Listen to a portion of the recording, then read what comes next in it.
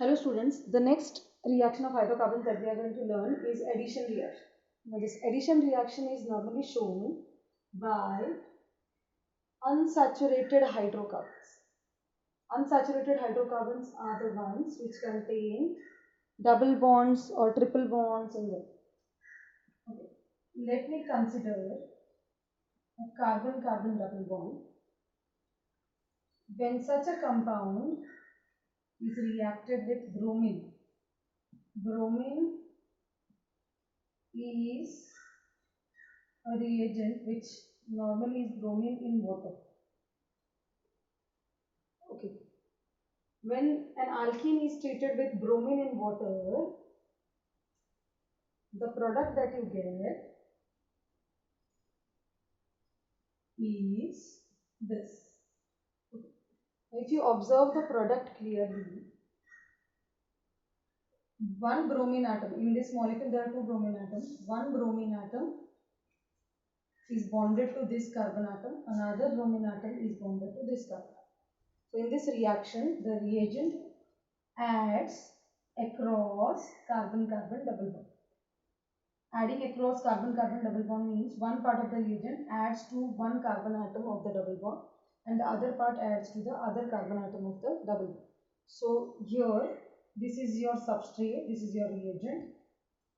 Two reactants, you get one product. This is addition reaction. Now what is one more important point that you have to note here during addition reaction is, during addition reaction, unsaturation decreases. Now what do you mean by decrease in unsaturation? Double bond gets converted into single bond. If you start with a triple bond, it will give you a doubly bonded compound, and if you start with a doubly bonded compound, it will give you a singly bonded compound. So triple bond becomes double bond becomes single bond.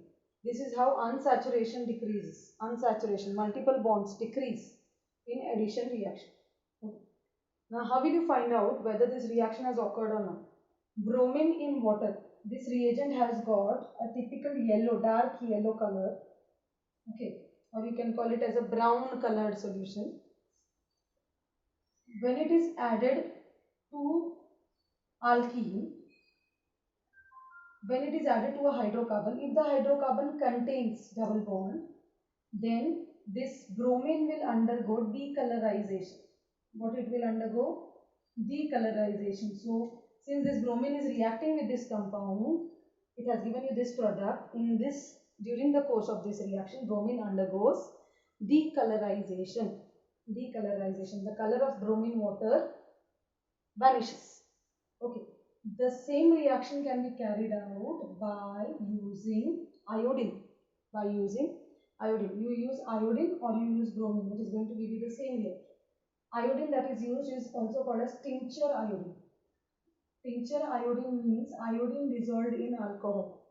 Iodine dissolved in alcohol. Now that also has got some dark color, like sometimes it has purple color, sometimes it will be some reddish brown in color.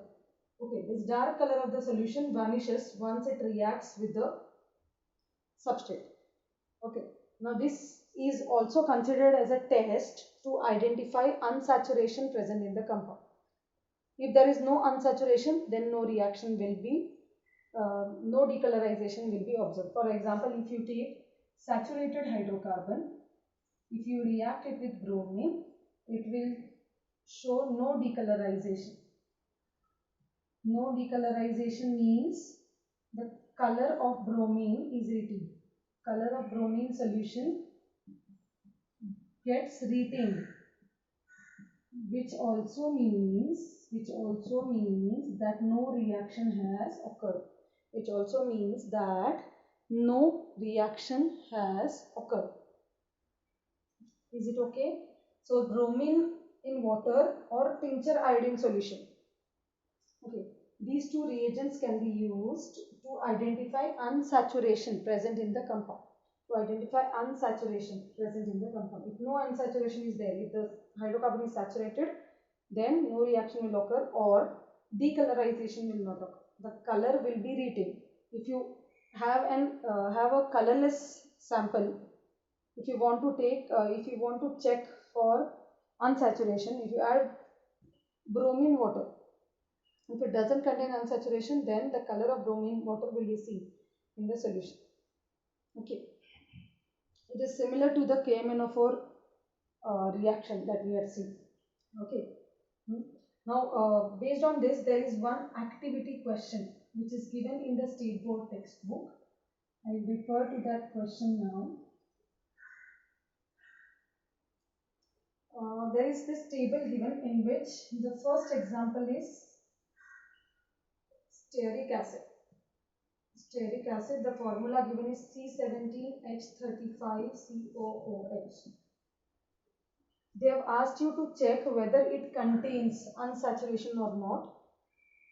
And secondly, they have asked you to check whether it will decolorize iodine or not. Yes, first of all, you have to check whether this compound contains carbon-carbon double bond. Now, bromine and iodine will only react when there is carbon-carbon double bond or triple bond in the compound. Okay. Yes. How to check whether this compound has got carbon-carbon double bond or not? We will focus only on double bond here. Now, this is the functional group and this is the alkyl group present in the compound. Okay. Now, let us focus on this alkyl group. This alkyl group contains 17 carbon atoms.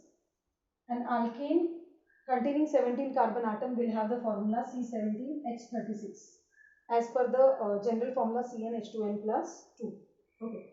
Now, out of these 36 hydrogen atoms, this group contains one hydrogen atom less. Okay. Now, if I remove this one hydrogen atom, I will get C17H35. This is an alkyl group. If I remove one hydrogen from an alkane, this is my corresponding alkane, I will get an alkyl group. Now, this alkyl group is bonded to COOH. This is how we have obtained this compound. Okay. Now, how many hydrogen atoms do you need to remove so that you can put one double bond? To understand that, let me take this example. Suppose I have this compound. This is my alkane, similar to this one. When I remove this hydrogen atom and I remove one hydrogen atom and I put COOH group in place of that hydrogen. I put COOH group, so I'll get a compound similar to this. Okay, I've removed one hydrogen and instead of which I've put COOH group here. This is similar, very much similar to this example that I've written for stearic acid. Is it okay? Yes. Yes. Okay. Now, if you have to locate carbon-carbon double bond, if I want to put carbon-carbon double bond here by removing hydrogen atom, what will I do? I will have to remove, suppose I remove these two hydrogen atoms. I am removing these two hydrogen atoms. Okay. After removing these two hydrogen atoms, to satisfy the valency of these two carbon atoms, I will have to put double bond. I will have to put a double bond here. So, mind you, you need to remove two hydrogen atoms in place of which you can put one double bond. One double bond. Okay. Remove two hydrogen atoms, you can put one double bond. Two hydrogen atoms less than the original alkyl group, you will have one double bond. Is it okay? Now, this compound that is given to you as stearic acid contains only one hydrogen less, instead of which you have put this COOH group. Is there any other hydrogen atom that you have removed from the alkyl group? No. So, which means that this compound contains no double bond. So, no double bond means no unsaturation. That is no unsaturation. Okay, no unsaturation means no decolorization of iodine or bromine solution. Is it okay? So, will this compound decolorize iodine solution? No, it will not decolorize iodine solution. Okay. Yes. Taking up another such example, the next example that is given is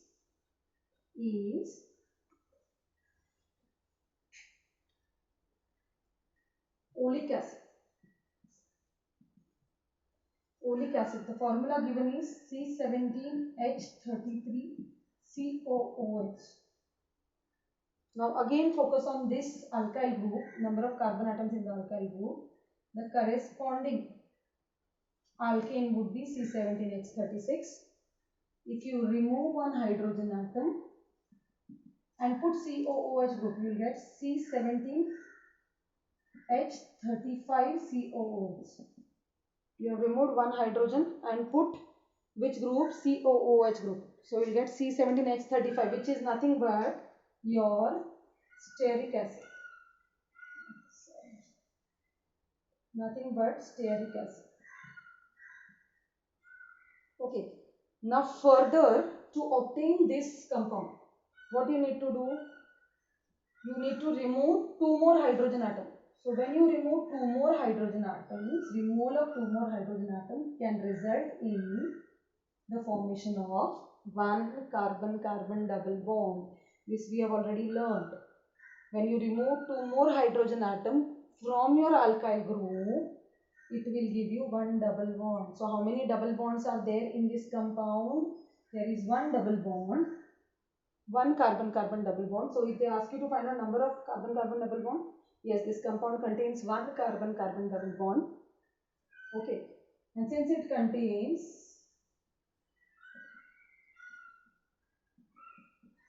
carbon-carbon double bond, it will decolorize iodine. It will decolorize iodine.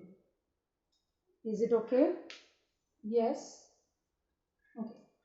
Now this was all about addition of bromine and iodine to carbon-carbon double bond. Let us go to one more such addition reaction which is commonly used. Okay, I'll tell you where it is used. If you have a doubly or triply bonded carbon atom, you happen to react this with hydrogen. What you will get, similar to addition of bromine, one hydrogen atom will get attached here, the other will get bonded here.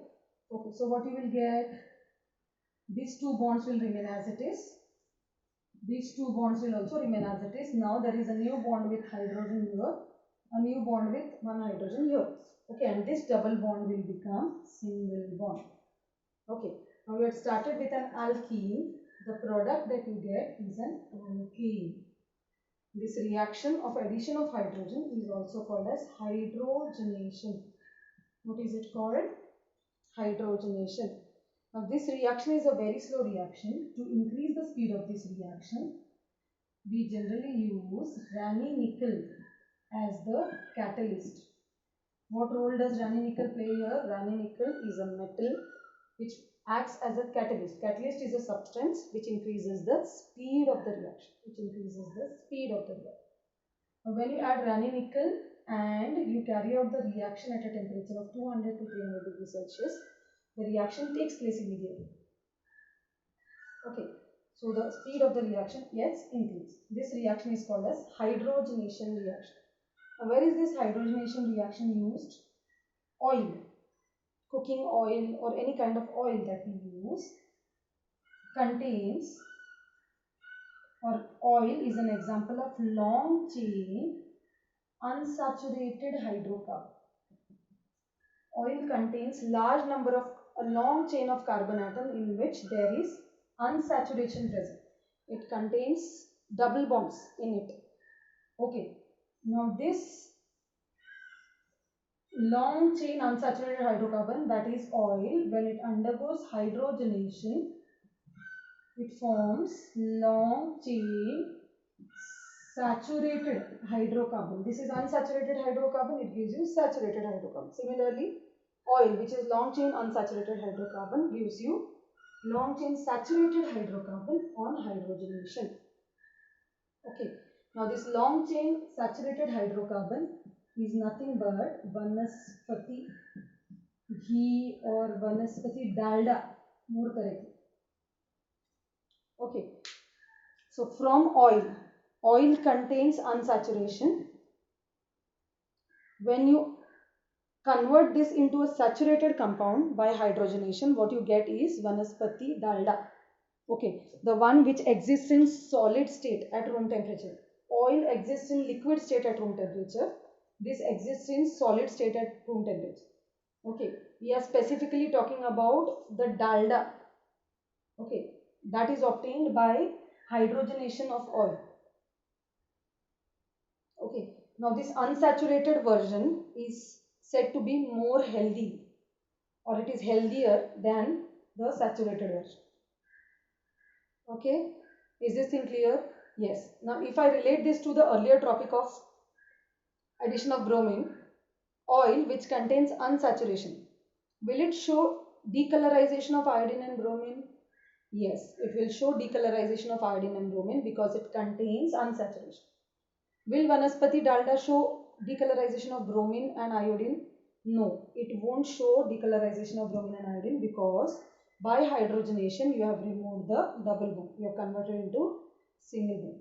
Is this thing clear? Yes, is it clear? Okay. Now the next reaction that is remaining is substitution reaction, which we'll take up in the next session. Till then, keep studying.